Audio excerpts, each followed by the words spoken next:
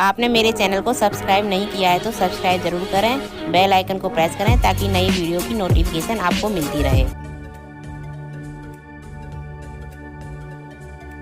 Good morning friends, मैं मीता जैन, मेरी class में आप लोगों का स्वागत है। आज हम पढ़ेंगे एनसीईआरटी सिलेबस क्लास 3 हिंदी में आपकी पुस्तक में चैप्टर 5 के पीछे एक स्टोरी दी हुई है, मूस की मजदूरी, जो मैं आपको पढ़कर बताऊंगी और उसका भावार्थ समझाऊंगी। तो हम शुरू करते हैं।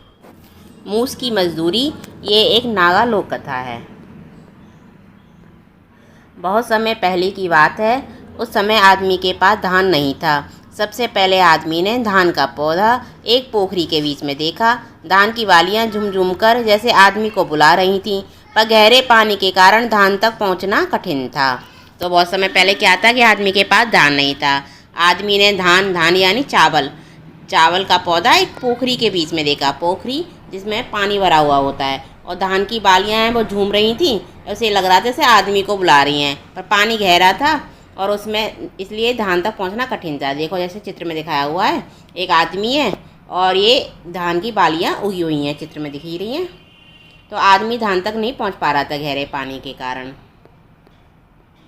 आदमी सोचता हुआ खड़ा ही था, वहीं पर एक मूस दिखाई पड़ा।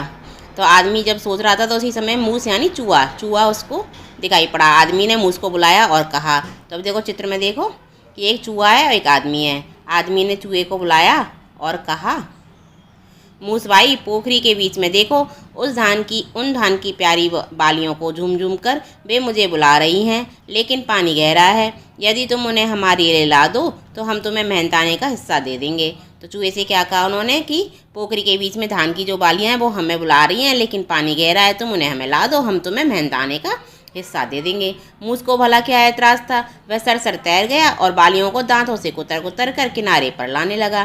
थोड़ी ही देर में किनारे पर धान की बालियों का ढेर बन गया। तब आदमी ने प्रसन्न होकर कहा, मूस भाई अब इसमें से अपनी मजदूरी का हिस्सा तुम स्वयं ले लो। तो चूहा पानी में तैर के गया, सारी बालियों को कुतर के लाकर आदमी को दे दी। तो जब वो बालियों को ले आया तो उन्होंने कहा अपना मेहनताने का हिस्सा ले लो।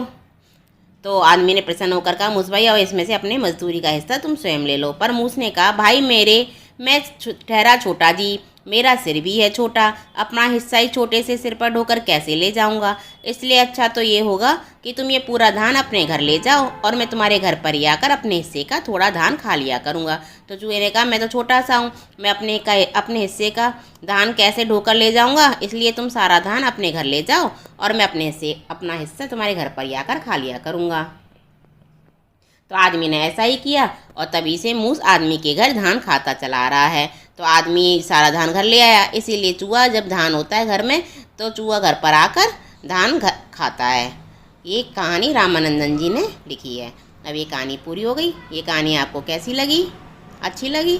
तो हम अगली कहानी में अगली वीडियो में मिलेंगे। तब तक के लिए थैंक यू।